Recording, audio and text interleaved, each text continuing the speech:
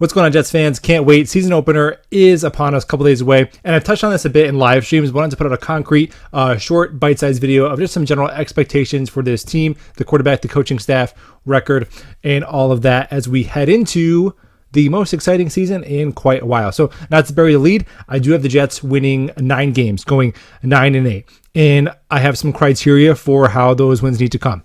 I need 2 of those wins need to come within the AFC East. Buffalo, a Super Bowl favorite, that's going to be tough at home and on the road. So if we get swept by them, I can live with it. But that home game against Buffalo should be a single-digit loss if we do lose it. And then Miami and New England is split with them. Winning a home game against Mac Jones and Tua Tagovailoa should not be a feat too large for this team. And the 8 losses, I'm only going to give 1 pass on a blowout. So 1 game where we lose by more than 17 points happens to even good teams. That's fine. But everything else, we should be keeping it within 2 scores on a week in, week out basis. And where's this 9 wins coming from?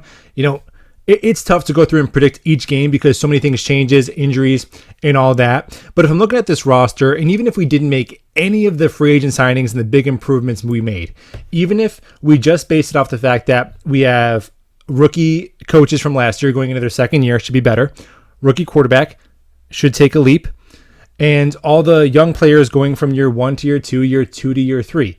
And the injury bug. The Jets were the 31st or 32nd, in injury luck last year, depending on which metric you use. So even if that regresses to the mean, just those factors of the young guys getting better and normal league average injury luck, I think we should go from like a 4-win team to a 6-win team, just based on that.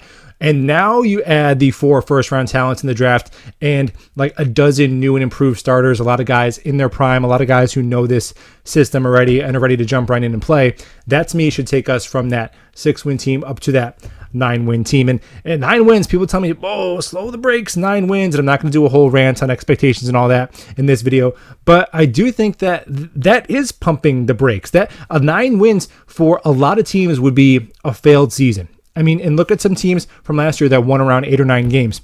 The Miami Dolphins last year trading between Tua Tagovailoa and Jacoby Brissett with the league's 32nd rated offensive line before they even had Tyreek Hill or Teron Armstead, won 9 games. The Saints, down to their 4th-string quarterback, won 9 games. The Eagles, rookie head coach, second-year QB, a roster that was not fully loaded, win 9 games there in the playoffs. That's a different conference. Our conference is stacked, so I don't think 9 wins gets us in the playoffs. I'm not predicting a playoff berth for the Jets next year. But our strength of schedule is 17th in the NFL. We've been through the schedule a lot, play some good rosters, but it's a lot of lackluster mid quarterbacks, inexperienced quarterbacks, backup quarterbacks, frankly, that we face on this schedule. So if Zach Wilson is worth his salt, he should be able to outplay at least half of those guys and have us playing roughly 500 ball. There are teams that when they win 8 or 9 games, get rid of their quarterback. The Cleveland Browns won 8 games and they're like, Baker Mayfield, get out of here. The Colts win 9 games. They tell Carson Wentz, kick rock. So to set our sights at 9-8, which is other teams' floors, where other teams say that is so unacceptable, we're going to jettison the most important player in our franchise. We can't set our sights there. Man, we better be able to in year 2 or something's gone wrong. Now, in terms of the overall team, offense, defense, I don't think either one of these units is going to be like top 10 or top 12 in the NFL. But I do think we should set the floor at both of them at top 20. I think the offense and the defense should rank somewhere in the teens. We should be a pretty well-balanced team. Obviously, the biggest factor on offense is Zach Wilson. If Zach Wilson takes a big-time leap like some other second-year quarterbacks have recently, there's a lot of exciting pieces where this offense could really soar. The defense, even though there's so many new pieces on the defense, like when you're 32nd last year, is only so high you can rise. It's hard to imagine us going from like 32nd to 10th overall. But again, splitting the difference somewhere middle of the pack on offense and defense, I think, is a realistic standard, with the floor being 20th ranked for both units. Now, quarterback, Zach Wilson.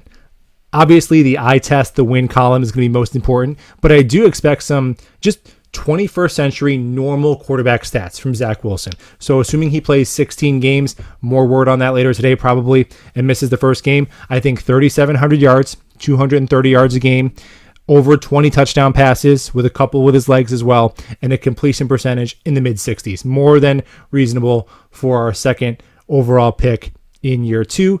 And we mentioned playoffs. No, not happening this year, in my opinion, unlikely. But I do think the Jets should be one of those teams where it gets past Thanksgiving, where they show the playoff race, where we're one of those teams on the bottom right side that says in the hunt, where we're like, man, fingers crossed, if we do all this crazy stuff and these teams lose, maybe we can get in. And it probably doesn't happen, but just to be not having to do mock drafts in November, man, meaningful football games in December, that is the benchmark. And then in 2023, we can start talking about playoffs and all that. Let me know what you think about it in the comments below, and we'll talk ball soon.